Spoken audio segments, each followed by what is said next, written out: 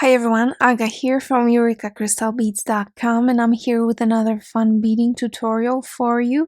Before I get started, just a quick reminder to check out the rest of our channel, and if you like what you see, hit that subscribe button and the notification bell so you always know when we're posting new content.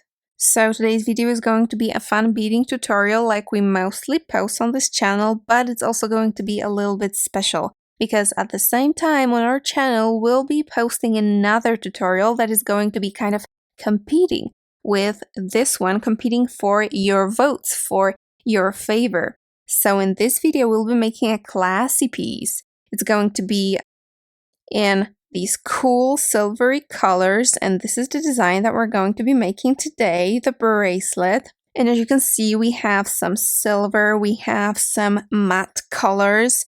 There's no like shiny sparkly crystal in here. It's classy, it's very elegant, or I would even say it's a little bit alternative, because if you look at this bracelet, how it looks on the wrist, it looks kind of alternative, a little bit metal.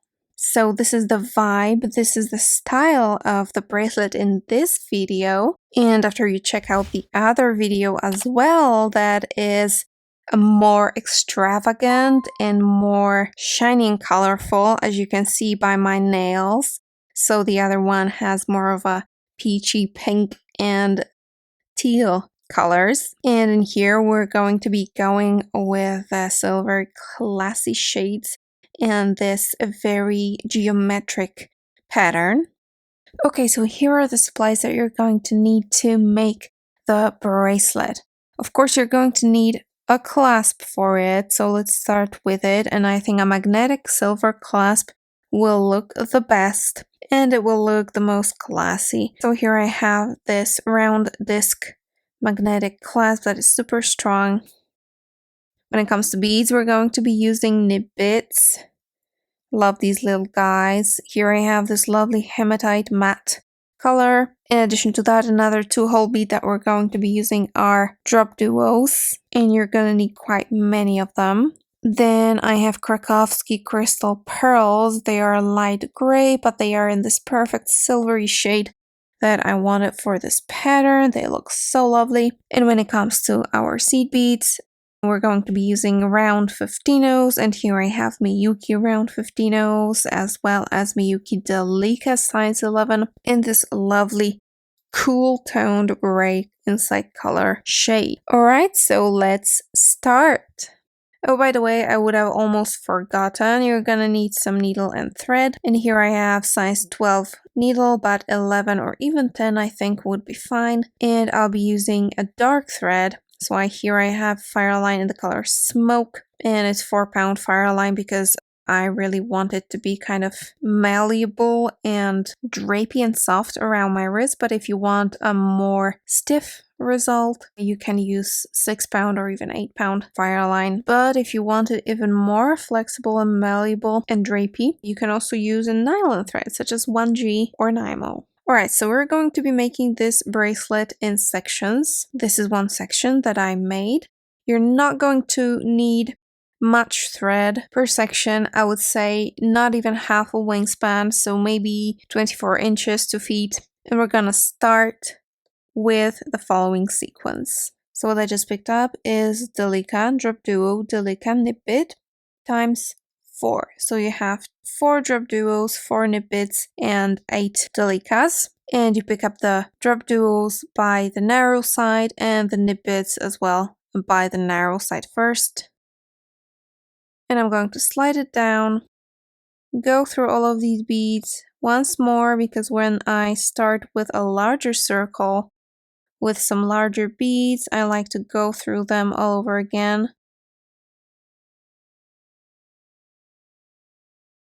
By the way, you can go ahead and snip the other end, connecting your beadwork to the spool as well. Gonna be easier to tie the knots. 1, 2, and 3, just to be safe. And I'm going to go through some of these beads to hide the knot.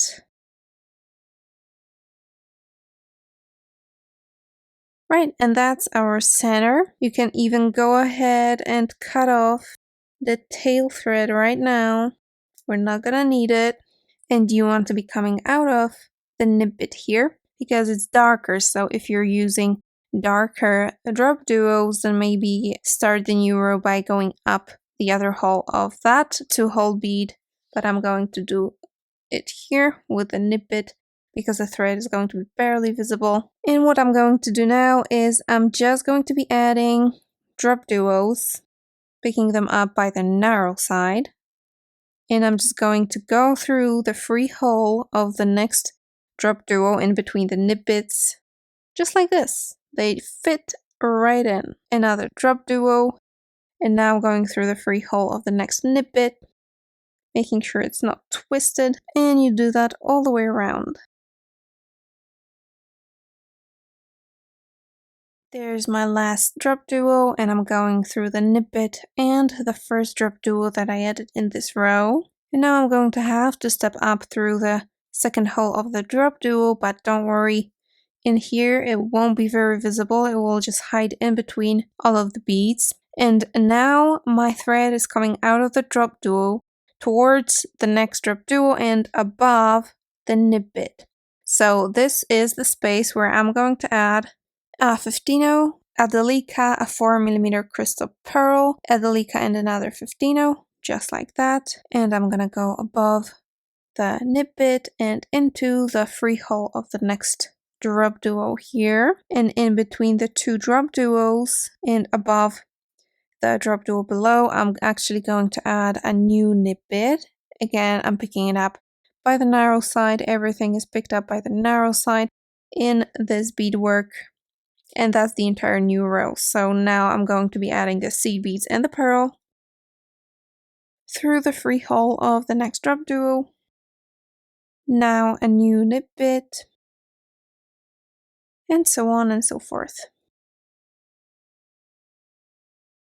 The last Nib-bit in this row, and that's basically the entire segment. Now to connect the segments, I do recommend just using the end of your thread to connect this segment to the previous one. As you can see, there's still plenty of thread left. So to do that, you want to be coming out of a Nib-bit. So I went forward to that first one, actually, that I added in this row. I'm stepping up through the other hole of it. And now connecting the segments could not be easier. I'm picking up a 15-0, a pearl and a 15-0. I'm aligning the two segments the way I want them. And I just connect the Nib-bits on the wider side. Just like that, and on the other side of the Nib-bits as well, I add a 15-0 pearl 15-0 and connect their holes from the other side. And look just how pretty this looks. I'm gonna go through this loop of Nib-bits, seed beads, and pearls 2 more times, so 3 in total, to make sure that the connection is strong. Seriously, this is so nice. Okay, I'm going to go through this 15-0 in here, tie a knot, and go on to the next segment that I will make exactly like this one. And as you can see, I do have some thread left, so maybe even 1.5 feet of thread will be quite enough, maybe 20 inches of thread for one segment.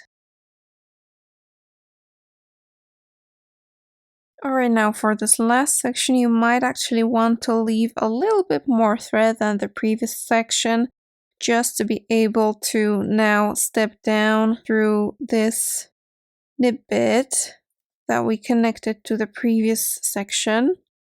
And I'm just gonna go around the design through the beads in the last row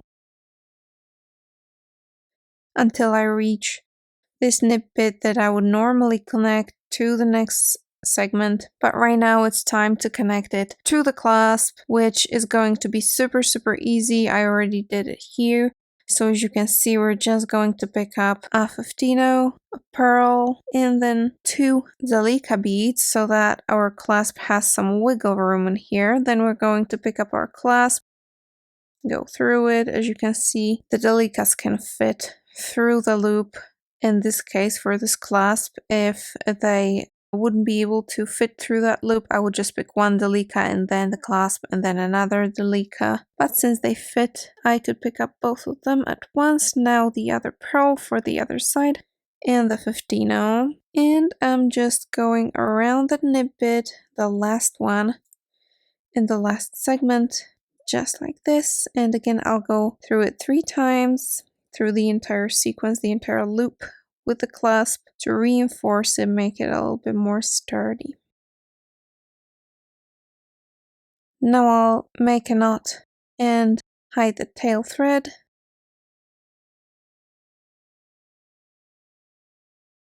And there is my bracelet. I have a pretty average wrist size, and this is just loose enough for my wrist. This is 5 segments, and I think that should work for most wrists. But if you need a little bit more length, what you can do is just after you're here, after you've stepped up to the second hole of the Nib-bit, you can just add another Nib-bit here and then step down through its hole and then attach the clasp. And you can do this on the other side as well. And in this way, you will probably get maybe an inch more. So that's pretty much, look how nice it looks. And that will be it for this tutorial. Don't forget to check out the other tutorial that we published also today and let us know in the comment which design you like better and which color scheme you like better, this or the more colorful one. Meanwhile, you can find all of the supplies that I used today at EurekaCrystalBeads.com, and they will also be linked down in the description, so you'll find them under the first link down below. Thank you so much for watching and see you in the next one. Bye!